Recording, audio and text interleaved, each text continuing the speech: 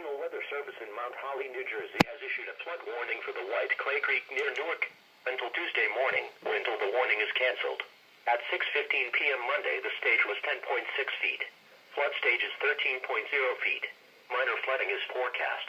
Rise above flood stage by this evening and continue to rise to near 14.4 feet by tonight.